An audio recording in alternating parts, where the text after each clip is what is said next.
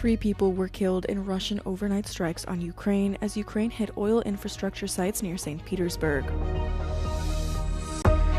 Tens of thousands of people came together in Erfurt in Germany on Saturday to protest against the far-right Alternative for Germany's annual conference. 3 people, including a child, were killed in an overnight Russian attack on the Ukrainian city of Sumy, Ukraine's state emergency service said.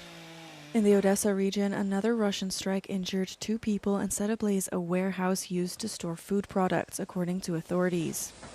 In the Kherson region, Russian attacks struck the grounds of a poultry farm, sparking a large fire in one of the facility's production buildings. Meanwhile, Ukrainian drones hit oil infrastructure sites near the Russian city of St. Petersburg, Ukrainian President Volodymyr Zelensky announced. Moscow later vowed to respond, saying it had downed more than 500 air targets. Kyiv has been repeatedly targeting Russia's energy industry in recent months as it looks to ramp up pressure on President Vladimir Putin and the Russian economy. The attacks have sparked a fuel crisis across the country as well as in Russian-occupied areas.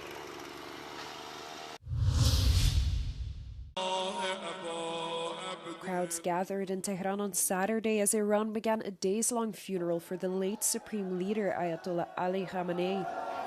Khamenei, who had been 86 and had ruled Iran for over 3 decades, was killed at the end of February in a joint US-Israeli strike on his residence in central Tehran. Many mourners were in tears, beating their chests as they shouted, quote, "Revenge, revenge." Some carried banners and flags, while others carried portraits of Iran's new supreme leader, Mojtaba Khamenei. The funeral starts as the US celebrates its 250th anniversary. During a speech, President Donald Trump said he would give Iran a week off for the funeral. They want to settle so badly. We gave them a week off for a funeral because we're nice. Tehran will see a total of 6 days of mourning.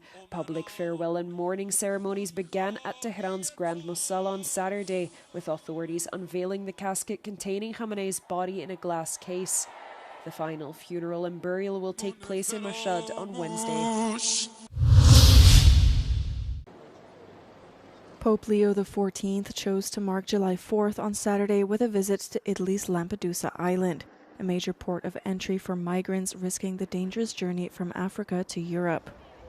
He pressed Europe to do more to protect migrants in a stark message to both EU and US leaders in a period of growing anti-immigration rhetoric.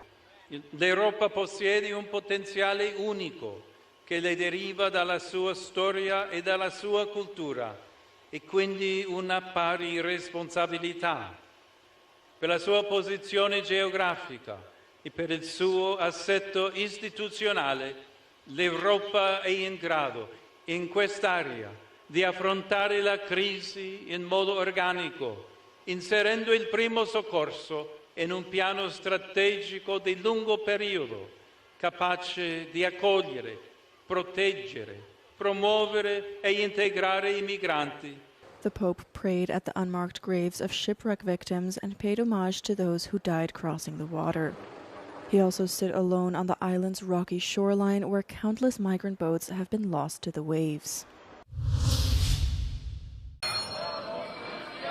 Tens of thousands of people came together in Erfurt in Germany on Saturday to protest against the far-right Alternative for Germany's annual conference. Anti-fascist demonstrators blocked roads and public transport around the city in an effort to shut down the conference.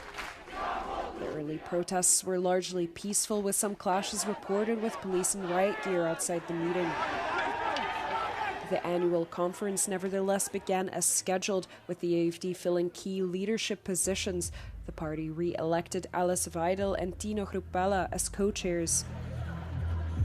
The AfD is Germany's biggest opposition party nationally, but the protests demonstrate how the party has divided Germany. The meeting has drawn additional controversy as it coincides with the 100-year anniversary of a conference held nearby by the Nazi Party in 1926. Many critique the timing of the overlapping events, seeing it as a deliberate provocation of the AfD, an accusation the party denies.